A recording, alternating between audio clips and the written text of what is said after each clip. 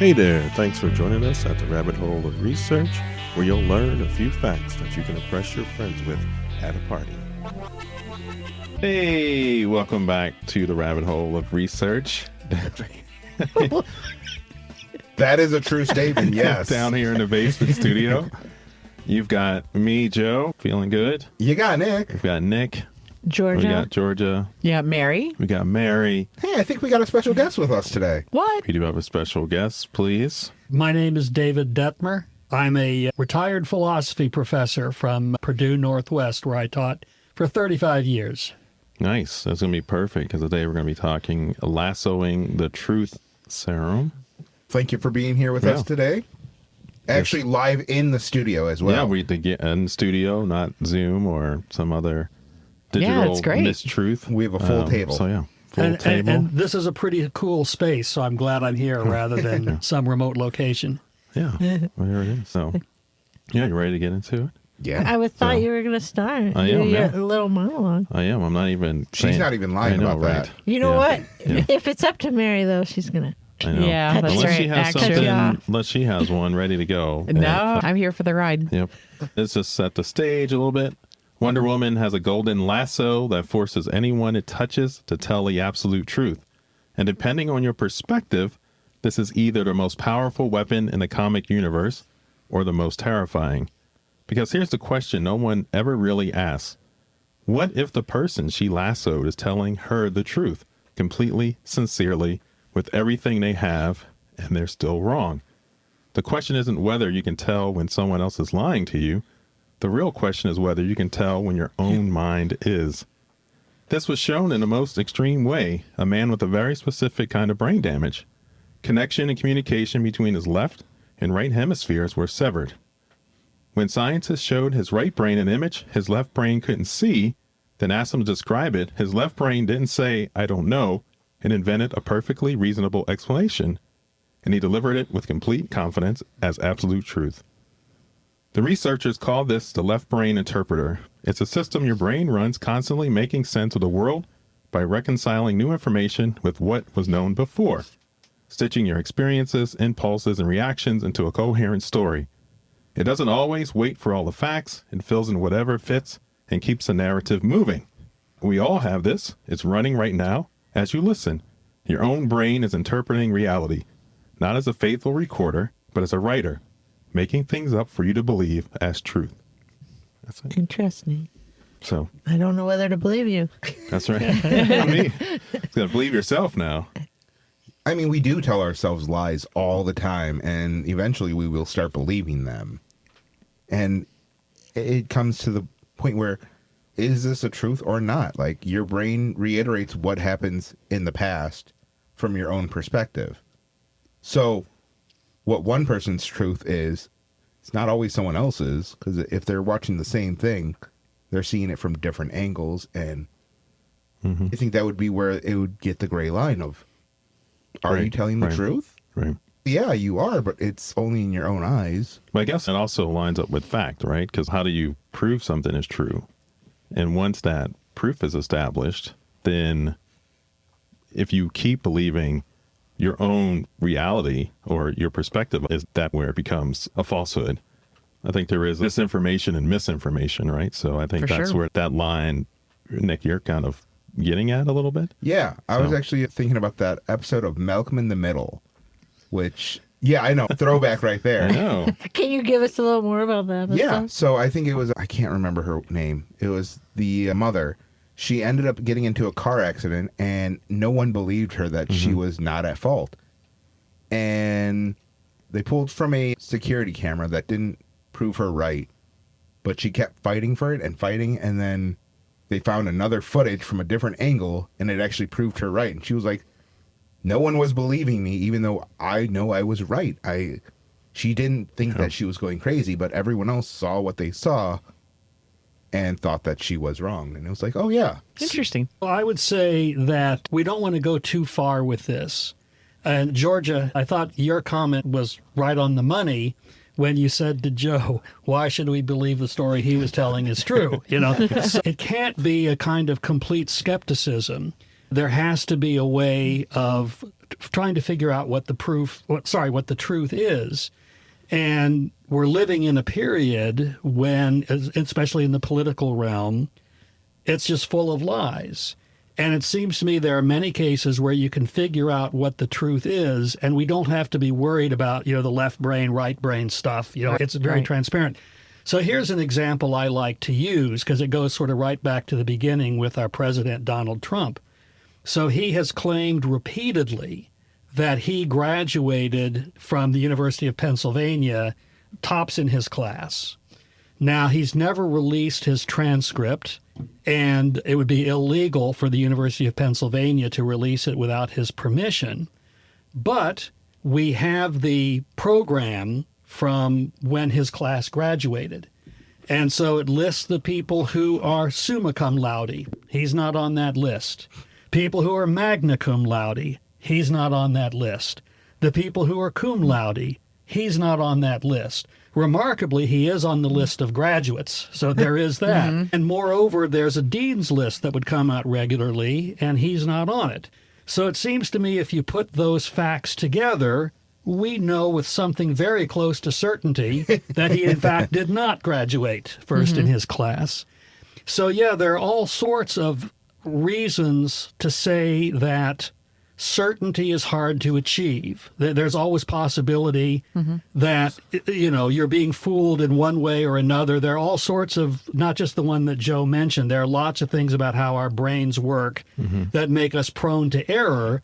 But there's also such a thing as learning some techniques, learning some skills to fight that a bit. It's not like you can completely say, oh, now I can determine the truth of everything, but there are things you can do to try to overcome some of those cognitive problems that we all have. Yeah. So is it possible that he's told himself that he's topped his entire time and like he actually truly believes it at this point? Possibly, but one thing I've read, now here I guess is not something I can claim I know for a fact, because it's just something I've read that people who know him have said, that he has, told his lawyers and everything and other people in his circle to sort of do everything in their power to not have the university ever release his grades. So I suspect he knows that he wasn't a great student. But nonetheless, it is a phenomenon, that sometimes when people lie to themselves over and over again, they start believing it. So I do that all the time. Oh, okay. For the longest time, I didn't know what Tums did, and I told myself that it did everything. Tums? They It cured doesn't. everying for me for a longest time kind of until a placebo. Right, yeah, yeah. exactly. Placebo I effect. placeboed myself knowingly, Well- and Yeah. it worked. That's Well, fantastic. I guess that's a good point. Like, the grades are the thing that is the known thing that we don't know. But it's like he either got a C average or D average or A average, whatever it is, that it exists. Yeah. He had classes and grades, and that is the thing that exists. So it doesn't matter what our perspective is. That is the truth. I Yeah. mean, Do you he know was what I'm straight- That is the saying? absolute Yes. truth, right? Yes. But I think you didn't have this tethers into the social truth where you can start to convince and people then will buy into that as true, even with compelling and overwhelming evidence because they want to fit into some tribe. They want to fit into some societal kind of norm and fit in. So I think that's the other thing that we're playing with, especially in a super kind of social media playing this oversized role and media playing this oversized role in culture. Now you're seeing this kind of amped up that if you can get into the minds of people, get your quote unquote truth out there, then you can, no one's even asking for these documents. People are just going along and saying, okay, and some of that could be, there are bigger issues at hand than if you're first, second, third, or last. Who cares when people are being mistreated, the economy is not doing well, and bigger political, geopolitical kind of the world at large. So I think that also factors in some of this. Although I would say that the example I used, even though it's nowhere near the most important issue, it gives you a framework for viewing everything that Donald Trump does. So you'll notice he's constantly claiming, oh, he's created the greatest economy in the history of the U.S. He's been the most transparent president in the history of the U.S., et cetera, et cetera. And so he's just always lying. He even cheats at golf regularly. There was a whole book written about that. And maybe some of you saw in the news a few months ago, he was caught cheating at golf right on camera or on video, where his caddy got ahead of him. And then as he's walking along, he just sort of casually drops a golf ball. And then Trump comes up and hits that ball, So he's just a huge cheater and liar. And there are all sorts of barriers to exposing that. The media kind of doesn't know how to do it, because if they were to report on things objectively and accurately, they would just be saying that all the time. And the media ethic is sort of, oh, that would not be objective. That would mean we're being one-sided and so on. Right. So I think historically, maybe it's not as much true now. The media landscape has changed. But historically, the media had this ideal of objectivity, and I think they got objectivity wrong. If you think about the concept of objectivity, it has to do with fidelity to the object. You've described the object accurately, whereas the media tended to interpret it as being fair to both sides, being sort of in the middle, being neutral. So if there's a one-sided phenomenon and you describe it accurately, they see that as being not objective, because you're not kind of arriving in the middle. You're not describing both sides sort of evenly. So it's hard to describe something like picturing someone doing something that's so black and white as, you know what I'm saying? Yeah. You guys think that it's because all the news corporations are being agglomerated into like major networks? We don't have that local news as much as we used to. So where back then we were able to have local newses that some might be absolutely bonkers with their reporting, but a lot of them had very straightforward facts on what was going on. Yeah. Just the facts, man. Yeah. Just the facts. Yeah, that's an interesting point. There's a book I would recommend. It's by Ben. He was a journalist and a journalism professor, and he wrote a book called The Media Monopoly. And the first edition came out, I want to say 82 or 84, something like that. And he was pointing out that like the 500 biggest media outlets in the country, and that includes newspapers, magazines, television networks, television stations, movie studios, etc., the 500 biggest ones, they were all owned by, I want to say something like, 22 companies. And so the next edition came out 2 or 3 years later. Now it's 17 companies. 2 or 3 years later, it's 12 companies. And I think the most recent edition, it was something like 6 companies. So the big corporations keep buying up the smaller corporations. And that does hurt with the diversity of opinion, especially to Nick's point about the local news. Because there, the big power players aren't quite as concerned about what's going on locally. So there's more room for accuracy. And so one of the effects I remember reading, I think it was in his book or somewhere else, at one point there was some weather disaster hitting South Dakota, and South Dakota had no radio stations where people were in South Dakota. They just played tapes that came in from some big sort of thing. So I think that these media issues go into the obscuring of truth quite a bit. Yeah, but I think, the other thing is this money that factors in quite a bit, especially when you're talking about things like that in news and media, because that was the other big change, was that news was independent of advertising. The nightly news would just come on, it would run, and then commercials and things were in the other programming.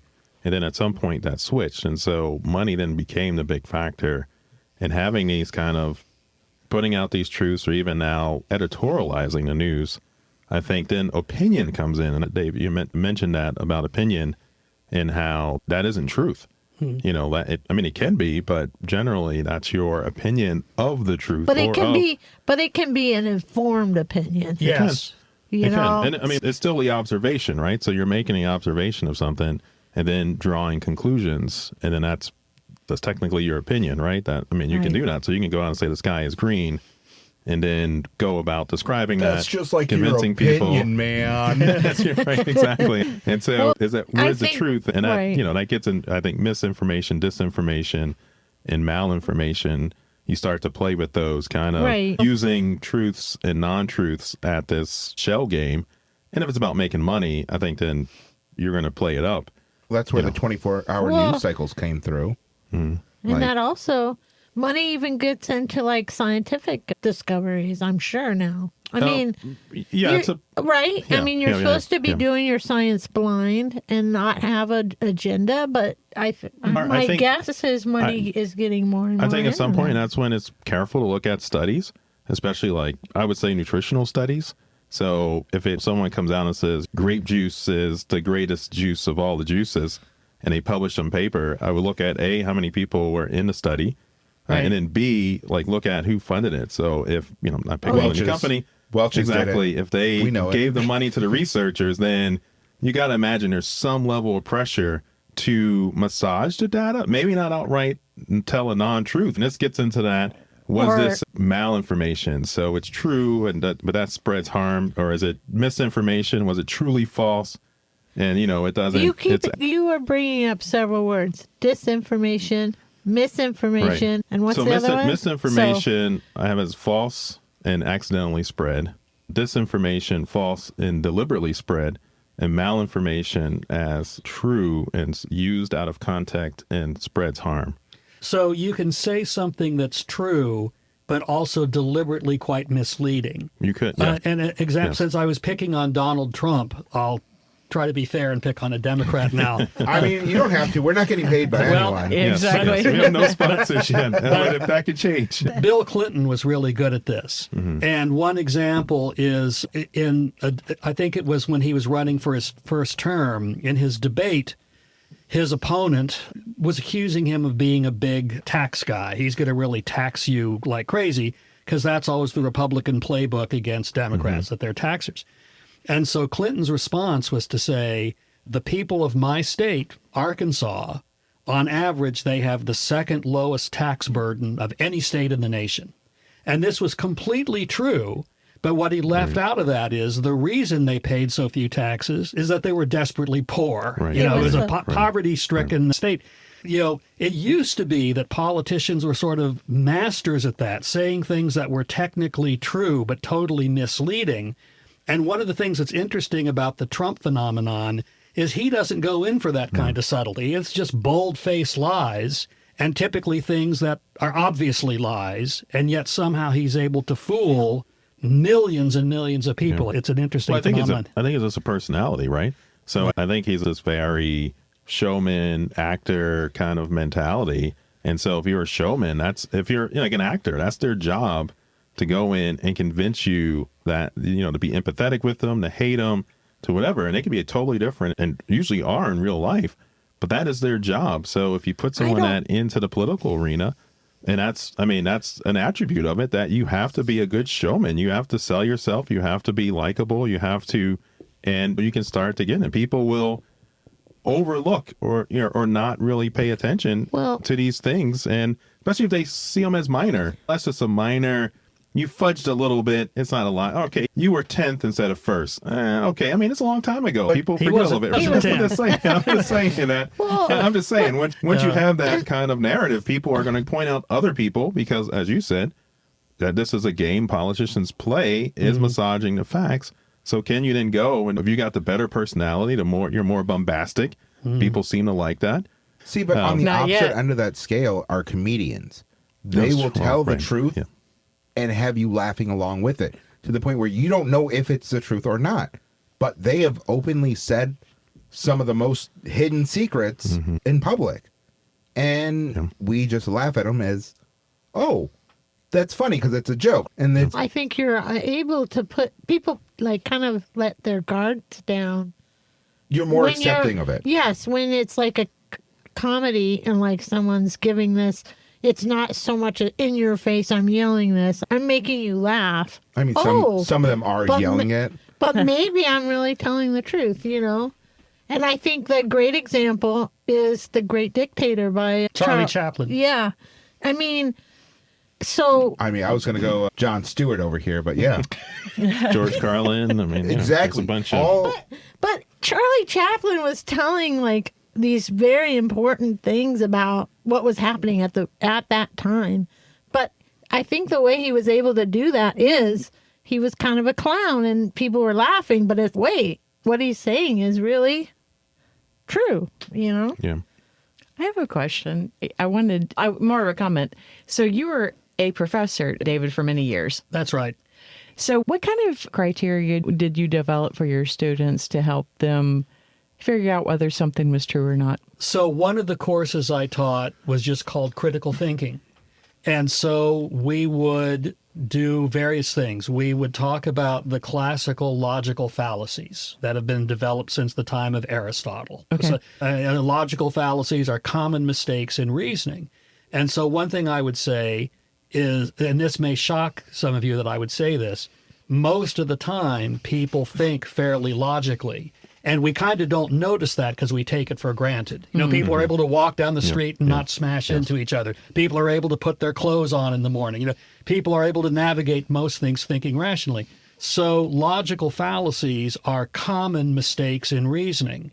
So we talk about some of those. And we talk about some things in scientific reasoning, like I mentioned before, not confusing correlation with causation. Yeah, I have a rich fantasy life. I sometimes would love to question RFK Jr. and just ask him, what's the difference between correlation and causation? Because I notice almost all of his arguments are just based on a very uncritical application of correlations. So we do that. Then we do a unit on sort of psychological fallacies, you might say. Like one of the most common ones, probably most of you are familiar with this, is, what's the word I'm looking for? A confirmation bias. And one of the things that makes that so insidious is one version of confirmation bias has to do with simply what you notice. So when you're out in the world looking at things, you're going to notice some things and not notice other things. So like a lot of prejudices, racial prejudices, gender prejudices, ethnic prejudices are sort of based on that. So if you've got some kind of bigoted view about a certain group, so anytime you see a person in that group who's doing something that fits that stereotype, you notice it that way. There's another one doing that thing. You notice it more because you're primed to notice it. Right. And Yeah. so when you meet someone in that group who doesn't fit the stereotype, you don't notice it as, say, that's a counterexample to my thinking. Or it's an aberration. Yeah, it's an aberration. So we go through these sort of psychological fallacies. We do some stuff about the media, sort of some media criticism about what are some of the distortions you find in the media and so on. And we talk about certain sort of things you can try to discipline yourself to do. So going back to confirmation bias, one of the things I try to teach is that it's a useful exercise to think in advance what would count as counter evidence to my views on various subjects, and then actually look for that, you know. Okay. Because you can always find evidence to support any belief you might have, you know. And so the important thing is to try to look for counter evidence.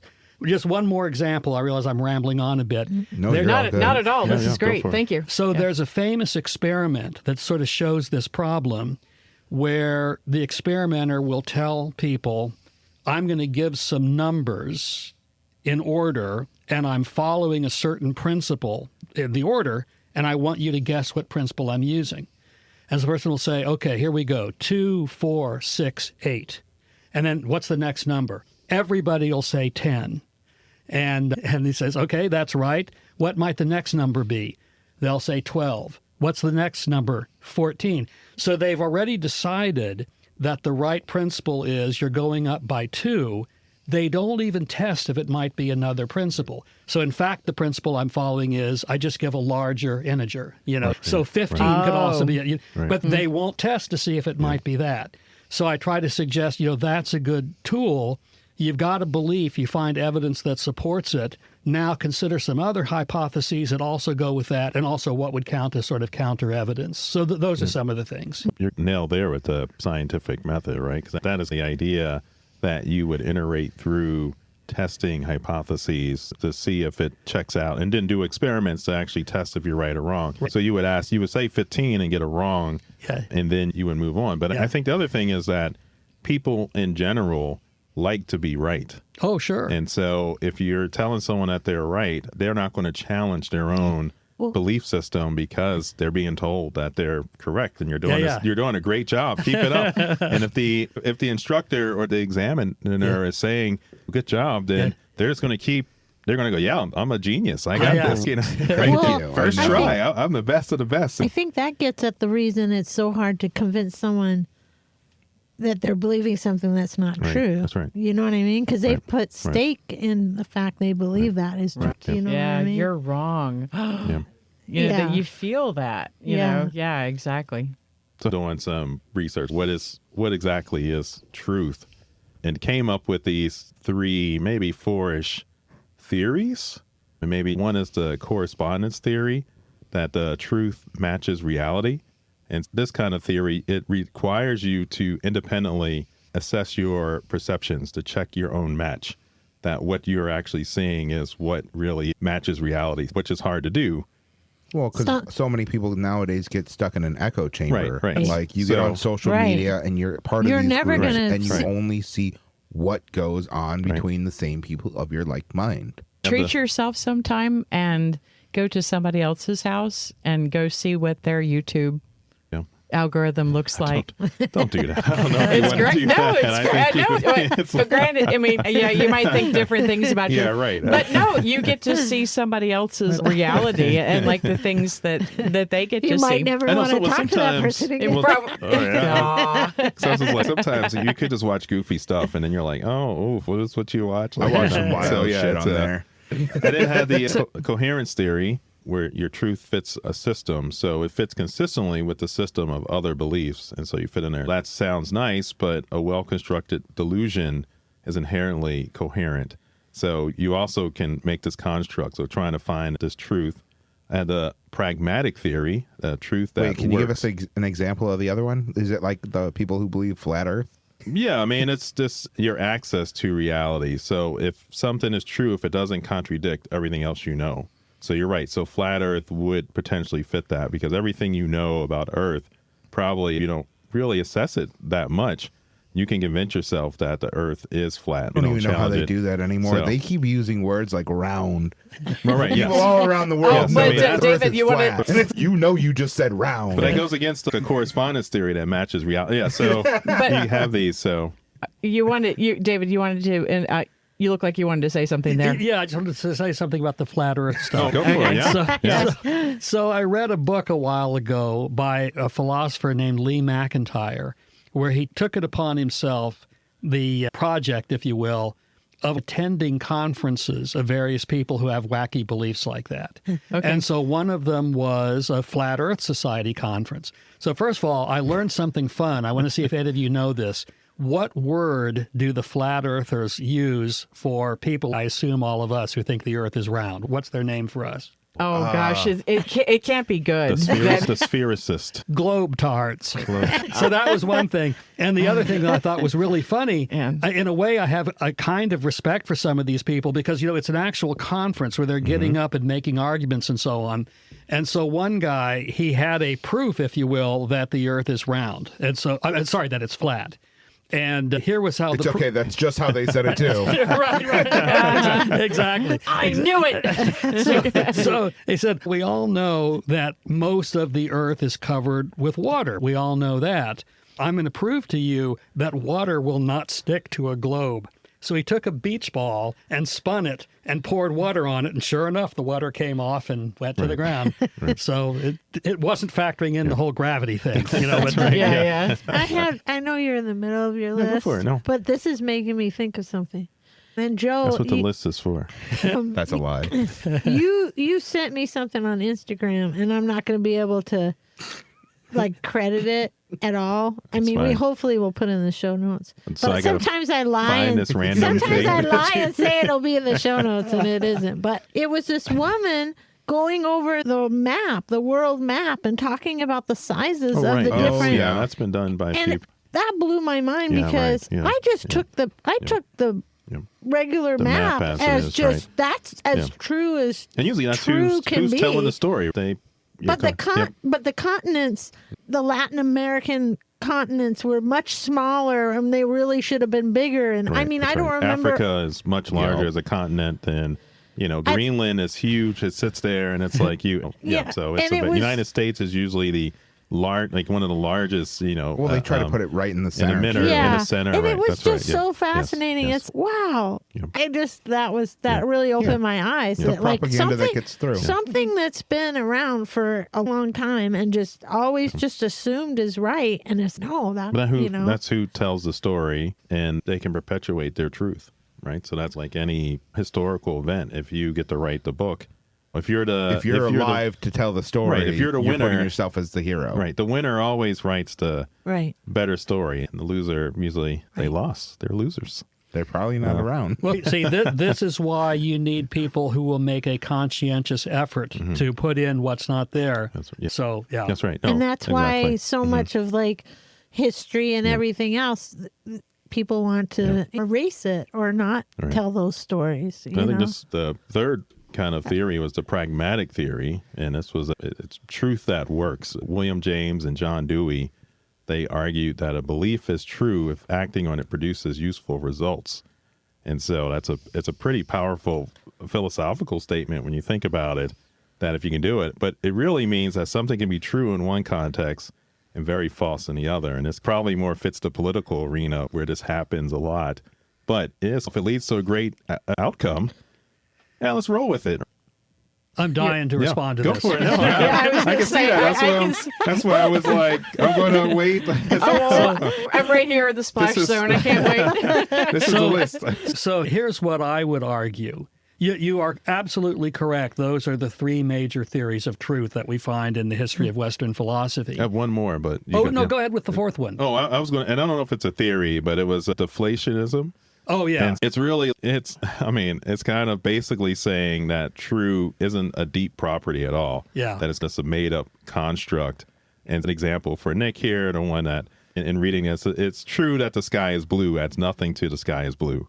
And so stating truths is meaningless. And so we should just I guess it can make you, it's your word and you use it any way you want. It's like love. Like we need more words to parse through all the emotions. You want to talk about the theories. I'll leave the fourth one. You can leave the fourth one. That's really not a theory. It was just so fun. So what I would argue, the correspondence theory, the first one you mentioned, where a statement is true if it accurately reflects reality. Right. That goes back to Aristotle. Aristotle, over 2,000 years ago, he said, to say of a thing that is, that it is true. To say of a thing that it is not, is false. He sort of goes through stuff like that.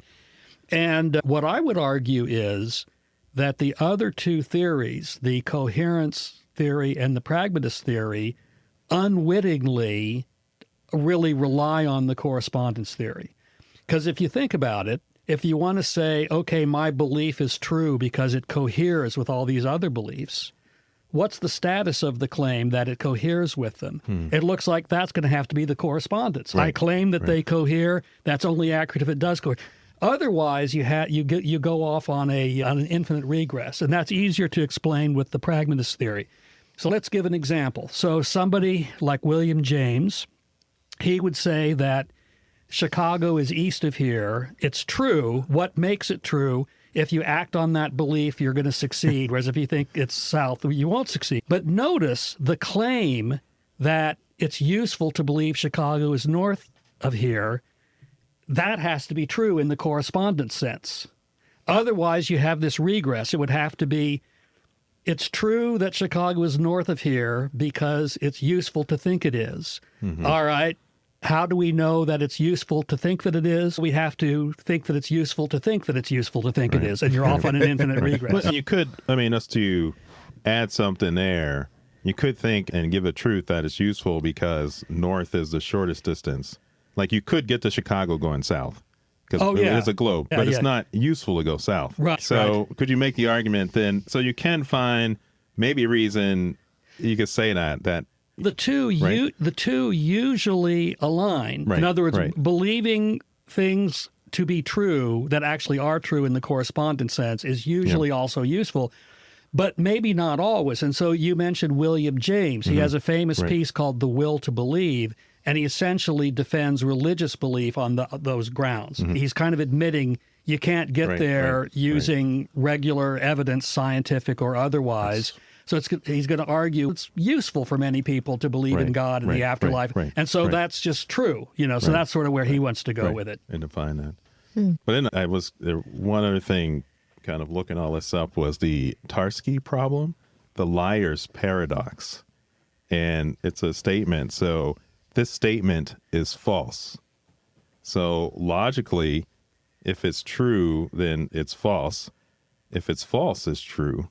And so you get this kind of logical kind of mess with statements like this. And it's kind of, these very interesting brain twisters that you can kind of go through. And there are lots of things like that. I used to have a T-shirt that said, this shirt contains 3 errors. And it did have 2 spelling errors, but no other errors. So then you could say, that's the 3rd error. Right. But then if that's the 3rd error, then it's true that there are 3 errors. Right, And so you go back and forth. You Well, keep couldn't it looping also through, be the person wearing it is the error? There you go. Yeah. I'm not calling you an error, but No, just you're saying, right. if I saw that, I'd be like, that's the 3rd error. But I think this opens up that idea of handling truth is because you get into these kind of paradox loops. You know what I thought you were going to say? That gets to hand wavium. It does get the hand wavium fixes these problems, right? Because we can hand wave them away, like something like the Mandela effect, right? You know what isn't a hand wavium? MK Ultra. Conspiracy stuff. But MK Ultra was the truth serum that the CIA that was trying to create? Why are you shaking your head at me? What part of that is a lie? I mean, I think a lot of the truth serum drugs. It was them trying to create. Right, they were trying. Right, yes, They but they probably make were you. trying. They were trying. I mean, Then that's not the very true hard. thing. They didn't get it. I mean, they didn't get it, but they gave a lot of people A lot of those drugs. drugs make you feel just more relaxed, right? So that's kind of all the classic truth serum. Get into that little area. So I think that opens up. Truth is hard to define, but then actually, how do you make someone tell a truth? And in the comics, we got how did Wonder Woman's lasso really work? That's was right. full How of did it work? That's It was right. full of Yes. LSD. And I will believe this until DC tells me otherwise. It could work something like, I mean, you're right, but it was one interesting thing I found was the bogus pipeline, and it's kind of a psychologist trick that if you tell someone that this thing will do something, so if you go, this device will tell me if you're lying, and then the participant will go, really? Then you have set this all up with kind of other anonymous kind of forms and things, and then you can bait them in, give them a little bit of juice them up, give them a few facts, prove them out in lies, and then they get convinced that that this machine can tell the truth, and they better not lie because you're going to find out. So the lasso can work. It could be more psychological trick that this lasso will, give me the truth, and then bait them in, and then they just tell their truth also because in the opening, it might not be the truth. So that's kind of like a lie detector. This just seems like a lie in general, Joe. I'm sorry. Yeah, and the lie detector is interesting also, right? Because that really just measures physiological response to kind of... And you get more nervous when you're telling a lie. Yeah. And that's fMRI, so functional magnetic resonance imaging. Most people are familiar with MRI, going in for medical diagnostics, once again using magnetic information as your imaging source. Talked about some of that in the electromagnetic episode. Little plug in there. But functional, you're actually looking at blood flow. So you can actually have people and question them and do imaging. So this is a very real-time imaging and see how their body's responding at the kind of internal level to see if they're lying and things like that. But all these have problems because Georgia said if you have white coat syndrome and so you get nervous when you go and interact with medical people, that's going to skew the result. Or if you're just really good at controlling your physiology, your breathing, and you got meditation and you can do that, you can probably lie your butt off and pass one of these. Or if you're constantly fidgety, just like me. Or if you're constantly fidgeting. Can't even tell. Or if you really believe the thing that you're being asked about, right? So we've talked about all these little paradoxes and theories and loopholes, but if you really go in believing at some core level that you were number one when you graduated, then you're probably going to pass the lie detector test. I mean, you're probably not going to, and being lassoed. The lasso had a lot of power. Yeah, I read that this isn't exactly what you're talking about, but it's sort of close, that supposedly a different part of your brain lights up when you are seeing a place you've never seen before, as opposed to when you're seeing a place you've been in before. And so there's a controversy as to whether this should be allowed in crime investigation. So like the suspect says, no, I've never been to that person's house, where they were murdered. Right. Supposedly you could take them That's there right, yep. and see what part It of their lights brain. up, or pictures of it. Yep, that's right. Yeah. That's how the functional MRI, I think, it works similar to that. Yeah. Yep, that you're going and you're doing that kind of analysis to see. But you're right, the brain is weird and wired. And as we talked about, that right and left, like your right is like reasoning, the left has a... Now, that left-right thing, that sounded a lot like hallucinations in AI. Like you just make something up. You don't just say, yeah. I don't know. You make up an answer. So to get the AI, and we could probably touch on deepfakes also and how that impacts all this. But remember, AI is a prediction machine. And so it's just making mathematical predictions. So really, the underlining is this math. And so it's just, even with writing a sentence, it's just with the training data, it knows which words are closely related enough that they should go together. But and what so about you would do that. when it makes up stuff about things? Right. I mean, it's making it up because, so some of that I think you get into, and we have a episode on chatbots and talked a little bit about this, but just to rehash that, is that a lot of the AI, they want to please, and they're designed to please the human person that's asking the question. So if you ask it for 10 things, it's going to try its best to give you 10 things, even if it has to make up 7 of them. It just wants to give you that list. And then it assumes that you as the human will be able to go, no, these are all wrong. We should scrap these 7 and move along. And so you do have this thing where that's some of that hallucination that it's asking, you're saying, give me that. The other part is that it is predicting. So if you put in, give me all of David's publications, and then it gives me a list, and then some of them are right, some of the titles are right, but the dates are wrong. It's just predicting what it thinks should go there, and it didn't really do an exhaustive search of all the data and figure this out. It's just now predicting that you wrote this book in 1999, you wrote this one in 2000, and I see it has the information or it's missing, but it wants to give you that information, so it's going to make it up. So I think you have some of this hallucination is just it trying to predict what you're looking for and then fit that in if it can. If it doesn't really know, then it goes, you know what? This is what this is what I'm predicting you want. So toward the end of my teaching career was when those AI chatbots really came a big way.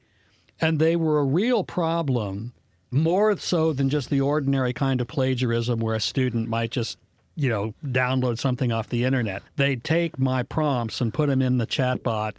And the big problem with that in philosophy is that the way philosophers often write is they'll mention some theory and then go on to critique it. And the chatbot cannot figure that out. It just sees, here's the name and here are these ideas. Right. And so they'll frequently, the essay that the student will turn in fraudulently claiming it's theirs, it'll have the philosopher defending the thing that he's violently arguing against, so it's sort of comical. I wanted to ask you, David, about critical thinking. Yes. And you were a professor, so you taught undergraduates, right? Correct? Yes. Yeah. At PNW, they don't have a graduate program in philosophy, so it's undergraduates. And so in many cases, you're talking to many students who are quite young or early in their careers. Yeah. You have a unique opportunity to help them develop their critical thinking skills. So how did you go about doing that? I used the techniques I was describing in my earlier answer. I'll just say this. I would say that I had only medium level success. So let's take the logical fallacies, for example. Okay, one of the really common logical fallacies, it has a Latin name. It's called ad hominem. Most people are familiar with that. And so the fallacy is when you try to dismiss someone's claim or argument by simply attacking them personally. Right. Okay. And so I found I had tremendous success at getting the students to understand that basic concept. But I tried to go one step further because these are common mistakes And the reason why they're common, I think, is that for most of them, there are occasions where something similar to it is not fallacious. It's legitimate reasoning. So I tried to emphasize, look, it's a crucial component that they're trying to dismiss someone's claim or argument by attacking them personally. But what the students would do is, let's say someone applies for a job as a cashier. And somebody says, no, we shouldn't hire you. You've been in prison 3 different times for theft. They say, oh, ad hominem fallacy. And it's not a fallacy because you're not trying to refute a claim or argument. That's not the issue. And so I found that pattern over and over again. I could get them to understand the basics very well, but most of them had real trouble with sort of the second level. And that might be because it's just the one course. And as you say, they're primarily young students. Yes. But, what I would do is in class, we would go through lots of examples, sort of real examples, and sort of analyze them. And one of the papers I assigned was I asked them to monitor what's going on in contemporary rhetoric in the world, in politics, in advertising, articles on the internet, whatever it might be, and identify logical fallacies that you find. Mm-hmm. And they tended to do a good job of being in the ballpark, but they would sort of miss these sort of subtleties, So I think it takes more than one course of study to really get there. Absolutely. Yeah. And I think it's something that we develop over time. I mean, I'm not the same person that I was at 18, thank God. Of course, yes. We've had a chance to grow and change, and we have more life experience, and we have more things to compare it to. Yeah. I wanted to ask, I wanted to ask you too about this, not even ask, it's more of a comment about when I was a kid or when I was in high school, college, you're Mortimer Adler. Yeah.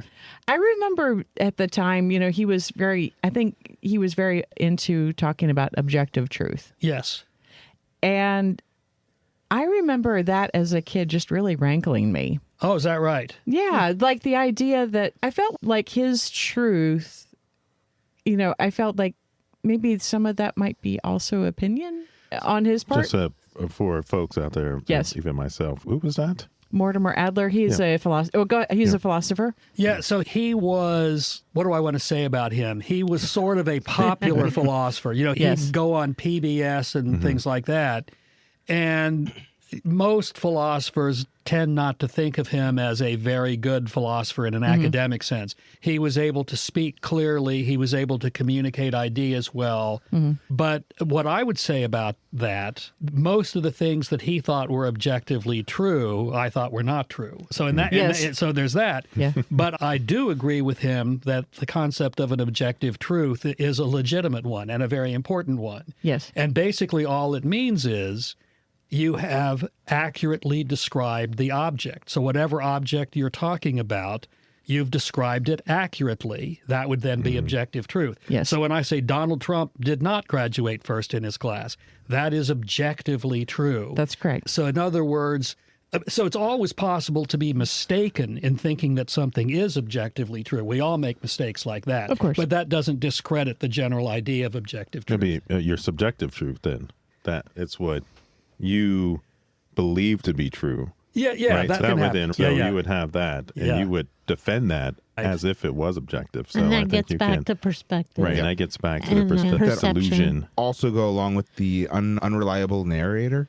unreliable, and then memory errors. So our memories are very malleable, and so every time Which I brought up earlier in the episode. you recall a memory, Oh, I don't remember I don't that. either. Of course, neither did you. I don't remember that. But see, what I would say, all of those kinds of causes of error, in my view, should not discredit objective truth. They rather simply show how hard it is to come by it. Well, Yeah. yes, Yeah. right. I But wanna- it can lead to defending it. So that's the problem with it, that if you're there, you will dig in. And that's why the scientific method is so important. Right. But See, there are Yes, some people yeah. who are really good at this. So Bertrand Russell, he was, a very important 20th century British philosopher, also won the Nobel Prize for Literature, which is pretty hard to do if you're a philosopher. So he was a really good writer.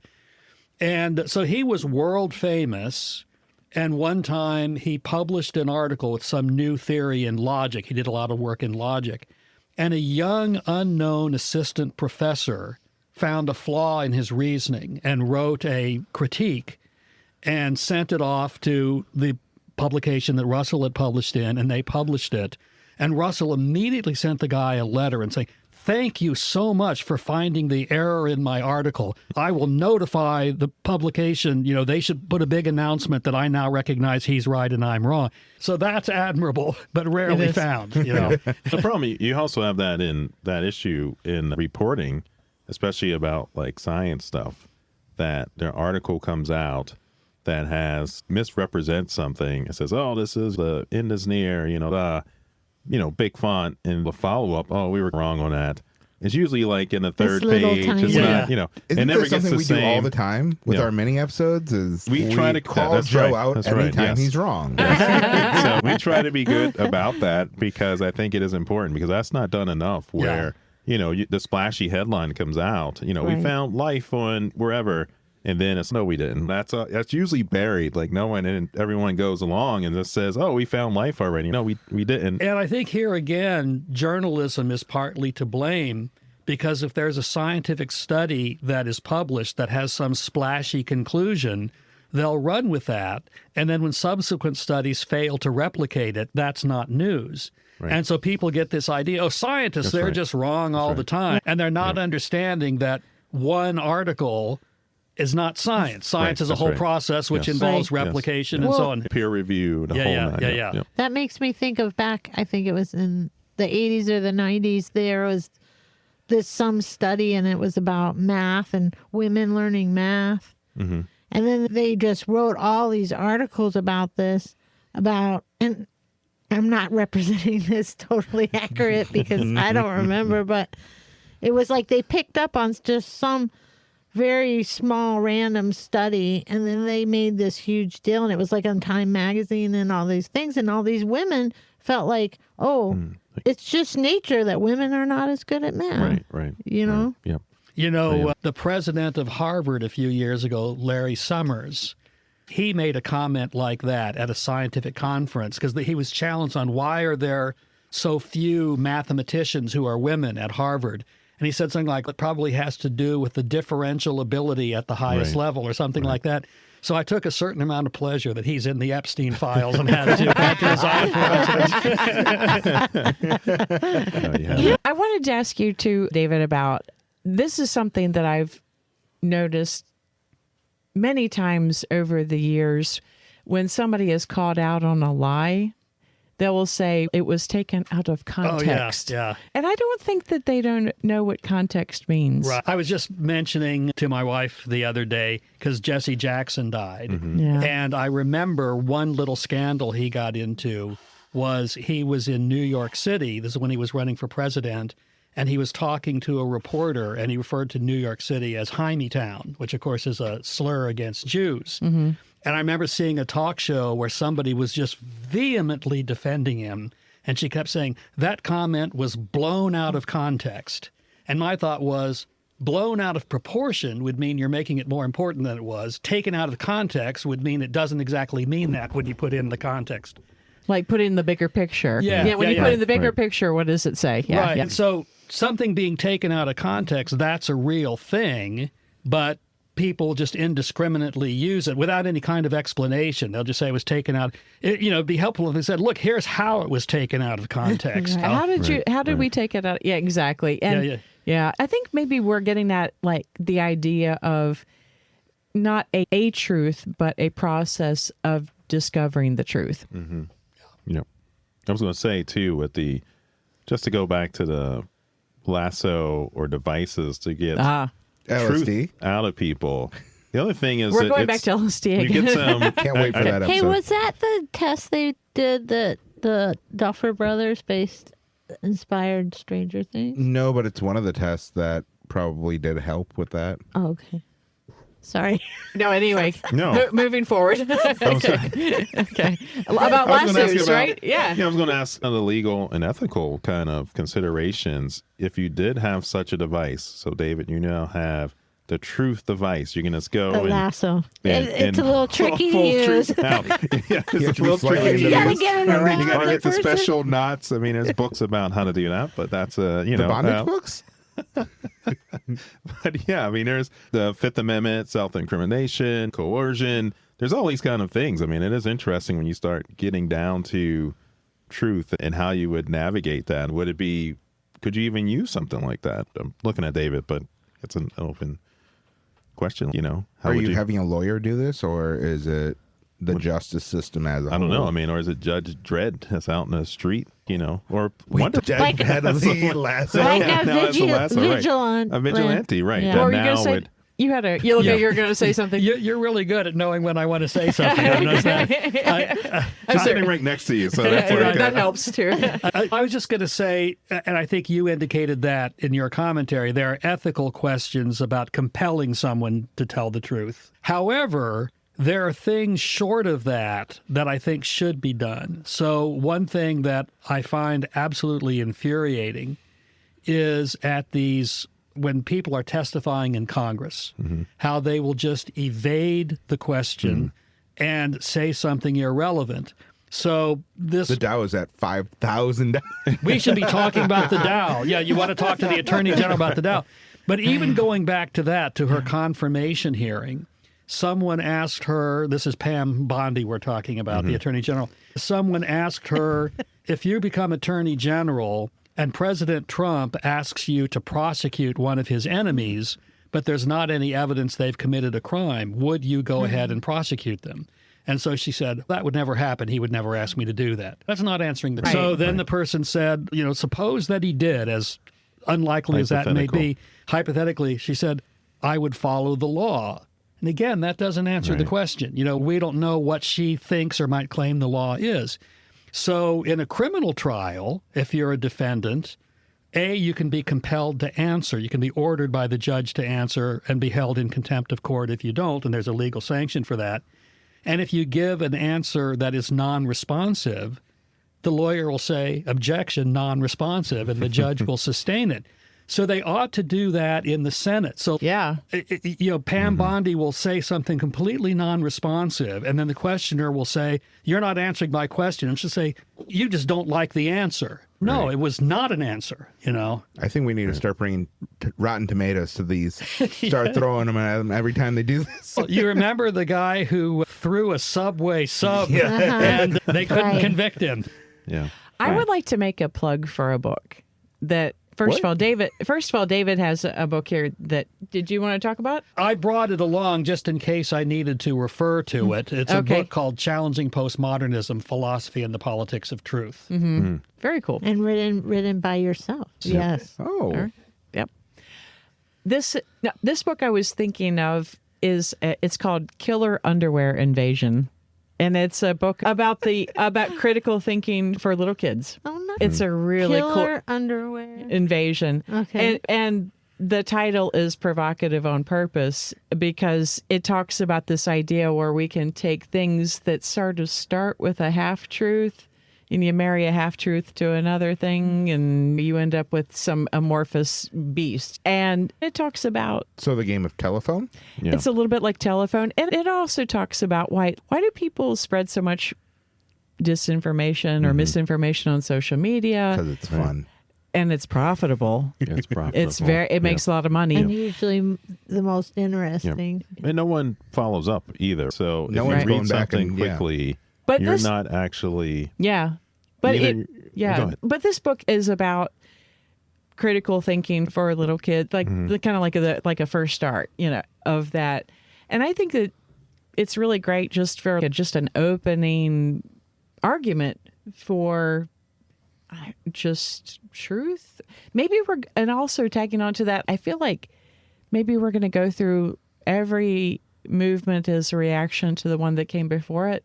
Maybe someday we'll just end up into this scientific, this golden age of critical thinking because we've just been drowning in bullshit for so long. I think people have to be curious Right. to Yeah. go Right. and investigate their world and the ideas that are presented to them. Yeah. And the other thing, they need to be able to understand how to navigate the changing landscape of information. And not be scared. Because I think that's going to be a bigger hurdle. So you are curious, you do Google searches or whatever. If you have the right SEOs in there, you'll come up to the top. And, What's an and that SEO? could be search engine optimization. Okay. And so it's the things you can put into your website. It's like what that Google will- wants right, you to so- see. right. So They- the top result. the- But even robots though, crawl. even if you do Google it, you can That's right. still find That's right. misinformation. That's what I'm saying. Right. That's right. Just because Yep, someone yep, goes, yep, "Is the yep. Earth flat?"